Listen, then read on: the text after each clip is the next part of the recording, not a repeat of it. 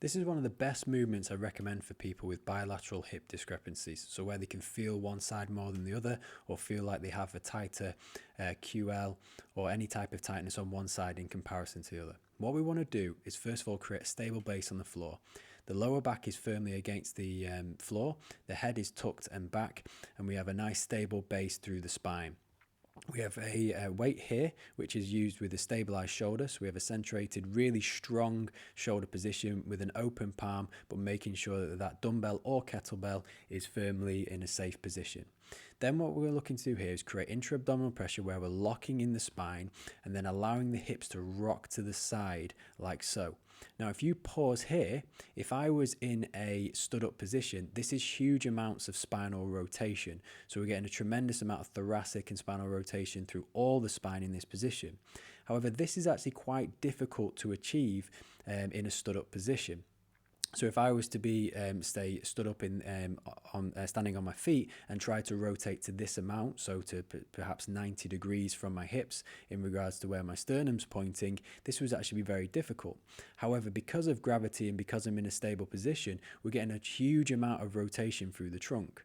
Now, what I've found with myself and people who do have issues with one side being tighter or more active than the other is that they'll find that one side in this movement is a lot tighter than the other.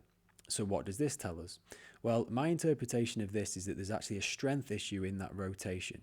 So what I've done here is I've created, put the other hand up to create a more stable base in this situation, because I'm getting more of a rotation on this right hand side.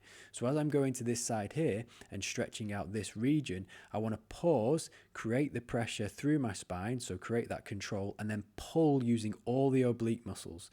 Now my cue here is that I want to pull the hips towards this left hand shoulder.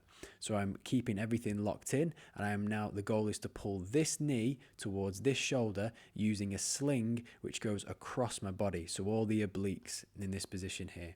So we're pulling ourselves up and then rotating to the opposite side. It is completely normal for one side to be a lot tighter and a lot more weaker than the other, and the goal is to balance it out, doing as many reps as you need to, so we have an even stimulus in both sides where they feel a lot more balanced.